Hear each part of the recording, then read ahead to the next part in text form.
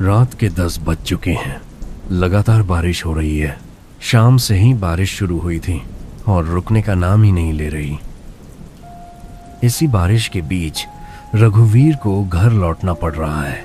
काम की वजह से रघुवीर को गांव से बाहर शहर में रहना पड़ता है। बीच बीच में छुट्टी लेकर गांव आता है। पिछले कुछ दिनों से रघुवीर के दादा की तबीयत ठीक नहीं है। कभी भी कुछ हो सकता है, इसलिए दादाजी को आखिरी बार देखने के लिए कुछ दिनों की छुट्टी लेकर घर लौट रहा है। काका और कितना समय लगेगा? असल में बाबू क्या हुआ है कि लगातार बारिश हो रही है, इसलिए रास्ता पूरा कीचड़ हो गया है। ज़्यादा तेज भी नहीं खींच पा रहे हैं हम। नहीं ठीक है, संभल कर चलाइए। असल में ट्रेन लेट हो गई थी, इसलिए काफी रात हो गई है। आप तो मुझे घर छोड़कर ही अपने घर लौटेंगे, आपको तो और रात हो जाएगी। ऊपर से ये रास्ता भी पूरा सुनसान है। बारिश की वजह से रास्ता पूरा कीचड़ बन चुका है। रिक्शा आगे बढ़ने का नाम ही नहीं ले रहा। रास्ते के दोनों तरफ जंगल से कुछ सियारों की आवाज आ रही है। सामने ही कजरौली गांव का शमशान है और इसी शमशान को पार करके रघुवीर को गांव में घुसना होगा।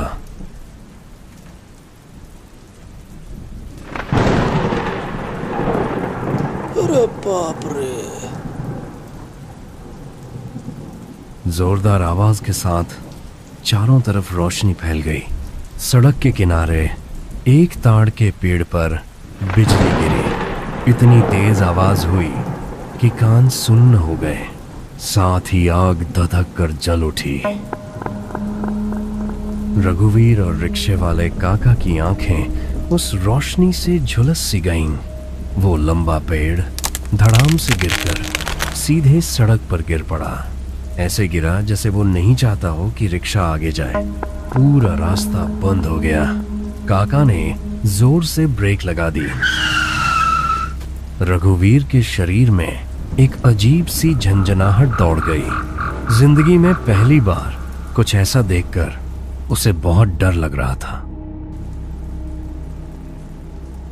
लो, जिस डर का अंदेशा था वह हो गया। अब हम आगे कैसे जाएंगे? नहीं काका, अब और जाने की जरूरत नहीं है। बस थोड़ा सा रास्ता बचा है, मैं पैदल ही चला जाऊंगा। इतना कहकर रघुवीर झट से रिक्शे से उतर गया। बारिश अब भी जोर जोर से बरस रही थी।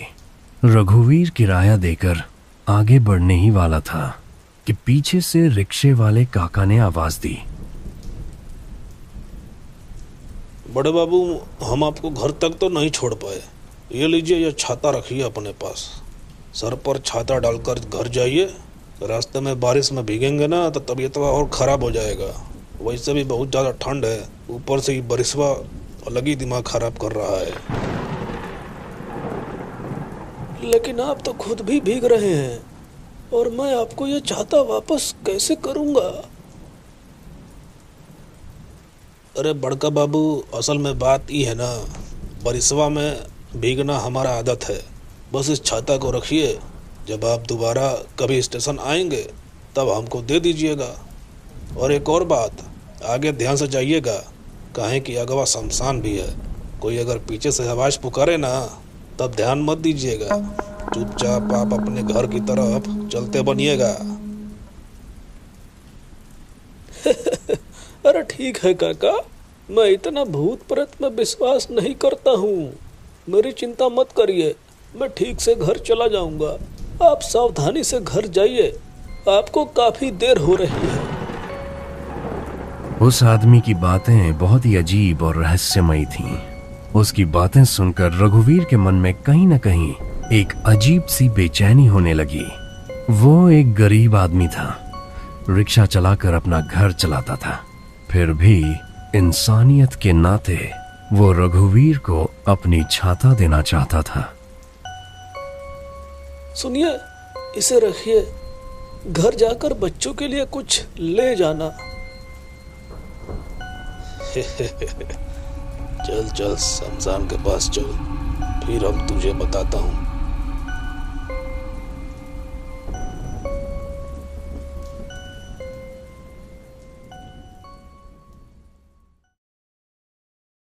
रघुवीर छाता लेकर चलना शुरू किया।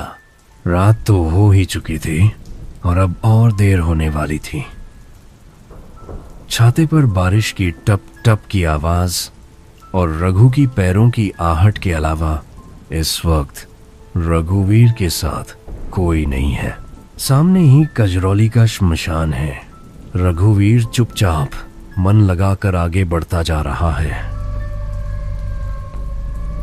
अचानक रघुवीर देखता है उसके कुछ ही दूरी पर एक आदमी खड़ा है।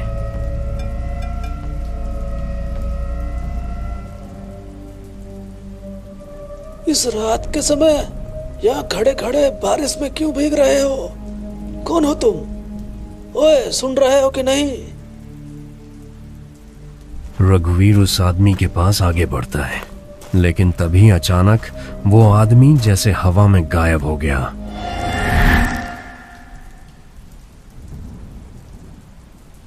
अरे क्या हुआ? अभी तो यही था, कहाँ चला गया ये? अंधेरे में या मैंने कुछ गलत देख लिया क्या? बारिश अब काफी हद तक थम चुकी थी। अपनी आंखों से इतनी बड़ी गलती देखकर रघुवीर का शरीर सिहर उठा। तभी पीछे से कोई रघुवीर का नाम लेकर बोल उठा। रघुवीर, हे रघुवीर, रघुवीर, हे रघुवीर। कौन मैं? मुझे कौन पुकार रहा है? आवाज सुनकर रघुवीर का पूरा शरीर कांप उठा। पीछे मुड़कर देखा, वो वही रिक्शे वाला काका था। ये क्या? आप अभी तक घर नहीं गए? इस तरह मेरा पीछा क्यों कर रहे हैं? और आप मेरा नाम कैसे जानते हैं? असल में बड़े बाबू, हमारा पूरा मजदूरी अभी तक ठीक से मिला नहीं है। हम आपसे और कुछ चाहते हैं। इसका मतलब क्या है? आप कहना क्या चाहते हैं? रघुवीर का दिल अब जोर जोर से धड़क रहा था। उसे एहसास हो गया था, जरूर इस आदमी की नीयत ठीक नहीं है।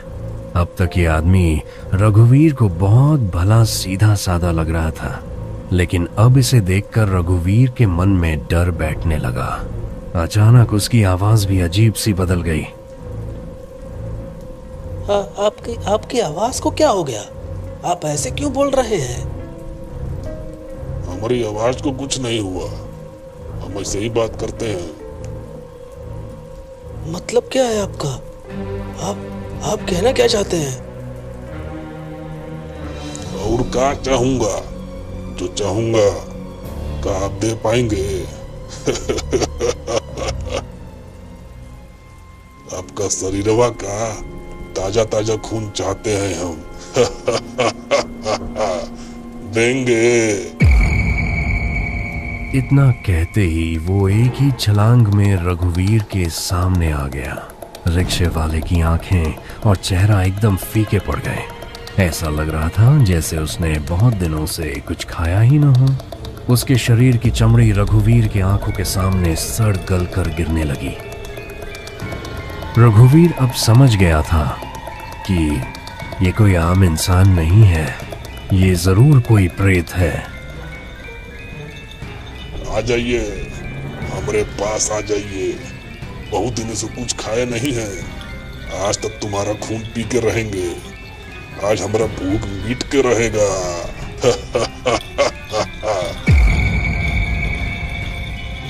मैं क्या करूं? कुछ समझ नहीं पा रहा हूं। ये सब क्या हो रहा है? जान बचाने के लिए रघुवीर दौड़ने लगा। किधर जाना है? रघुवीर को कुछ भी समझ नहीं आ रहा था। कीचड़ में पैर फिसलते हुए रघुवीर बेतहाशा दौड़ रहा था। पीछे मुड़कर देखा, वो प्रेत रघुवीर का पीछा कर रहा है। वही डरावना चेहरा जिसके मुंह से खून टपक रहा था।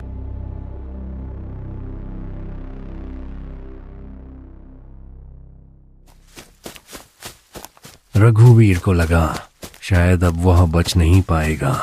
दौड़ते दौड़ते रघुवीर सीधे शमशान में घुस गया।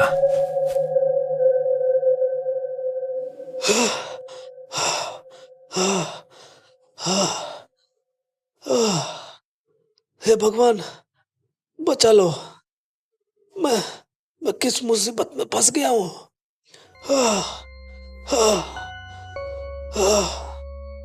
डर से रघुवीर की छाती जोर जोर से कांप रही थी। रघुवीर शमशान में एक पेड़ की आड़ में जाकर चुपचाप खड़ा हो गया। पास में एक अधजली लाश पड़ी थी जिसका कफन अभी तक पूरी तरह नहीं जल पाया था। चारों तरफ एक भयानक सड़ी हुई बदबू फैली हुई थी। काफी देर बीत गई, तब रघुवीर देखा कि वो भयानक प्रेत अब कहीं दिखाई नहीं दे रहा था। रघुवीर धीरे धीरे बाहर निकलने ही वाला था कि पीछे से वही भयानक प्रेत आ टपका। क्या सोचा था आपने? आप हमसे बचकर निकल जाएंगे, हैं? उस प्रेत ने रघुवीर के ऊपर झपट्टा मार लिया। उसने रघुवीर का गला जोर से दबोच लिया। रघुवीर की सांस रुकने लगी। छोड़ दो मुझे, कोई बचाओ, बचाओ कोई, छोड़ दो मुझे, छोड़ दो, अरे छोड़ दो। रघुवीर की आंखों के सामने सब कुछ धुंधला होने लगा। रघुवीर की आंखें बंद होने लगीं। अब उसके अंदर लड़ने की ताकत भी नहीं बची थी। लेकिन तभी एक आकृति आई और उस प्रेत की गर्दन पर जोर से वार कर दिया। उसी पल वो तड़पने लगा।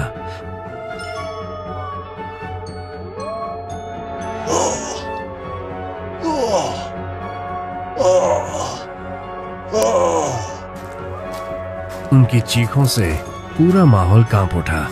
रघुवीर ने देखा एक प्रेत उस पिशाच का गला दबाकर उसे हवा में उठाए हुए है। अरे छोड़ दे, अरे छोड़ दे रे, छोड़ दे, अरे छोड़ दे मुझे, अरे हमका छोड़ दे, अरे छोड़ दे। रघुवीर पूरी कोशिश के बाद भी उस साए सी आकृति का चेहरा पहचान नहीं पा रहा था।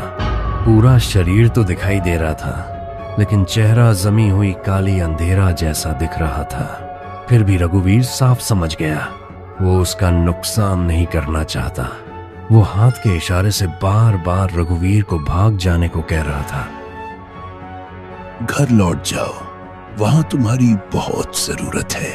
जाओ जाओ, निकलो यहाँ से, घर वापस जाओ, यहाँ से चले जाओ। मैं इसे रोक कर रखता हूँ, चले जाओ, निकल जाओ यहाँ से। उन दोनों भयानक आकृतियों को सामने देखकर रघुवीर पूरी तरह स्तब्ध रह गया था। समझ ही नहीं पा रहा था कि क्या करे। बिना एक पल रुके रघुवीर लगभग दौड़ता हुआ घर की ओर भागा। घर पहुंचकर उसने देखा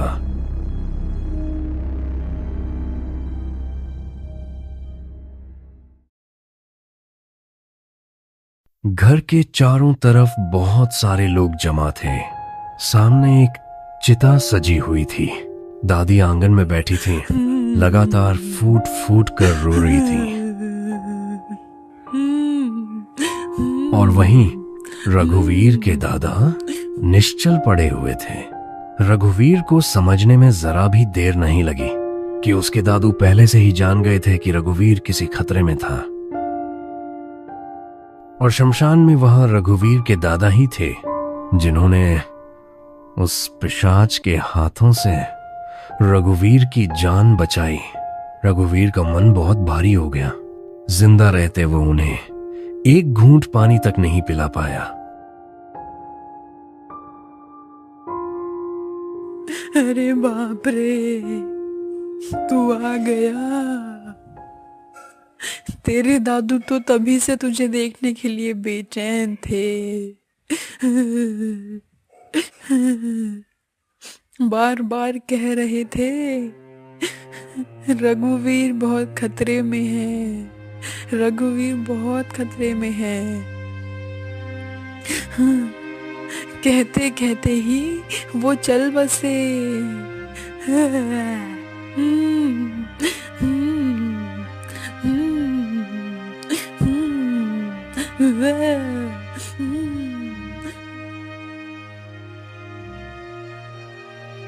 दादू रघुवीर से बहुत प्यार करते थे और उन्होंने जाते जाते इसका सबूत भी दे दिया।